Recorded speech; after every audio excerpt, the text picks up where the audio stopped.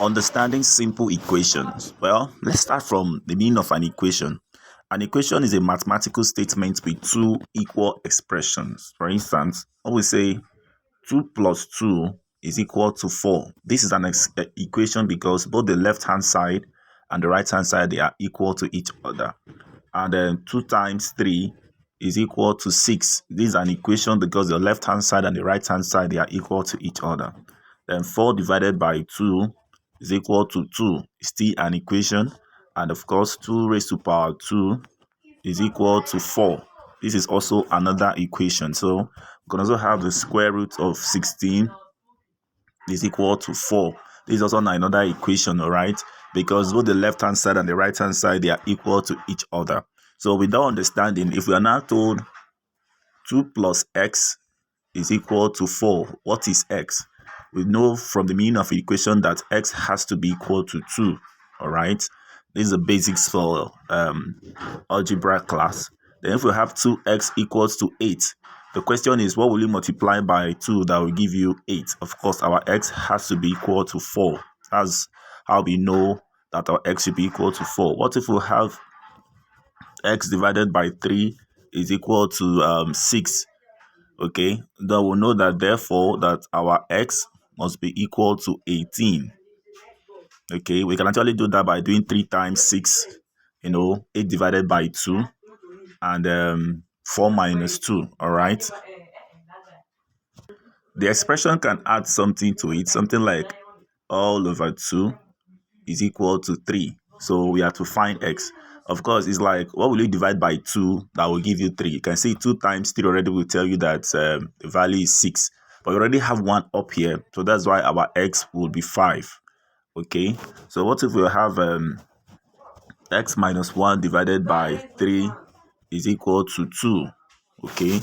We can see that our x has to be, what will you divide by 3 that will give you 2? It has to be 6 divided by 3 to get 2. So, but we have minus 1 up here, so our x has to be 7. That's how we know that our x should be equal to 7. So that 7 minus 1 divided by 2 will give you 3 will give you 2. What if we have 2x plus 1 equals to 3? Of course, we know that 2 plus 1 will give you 3. So therefore, our x has to be equal to 1.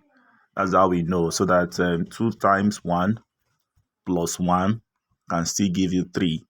Okay, what if you have 3x minus 1 is equal to 5? Okay, or equal to 8. Now, we know that it is only 9 minus 1 that can give you 8. We know that 9 minus 1 will give you 8. So we know that our x here has to be equal to 9. So that 3 rather. So that 3 times 3 will give you 9. And 9 minus 1 will give you 8. All right. So with that understanding, it gives us unusual speed in solving problems.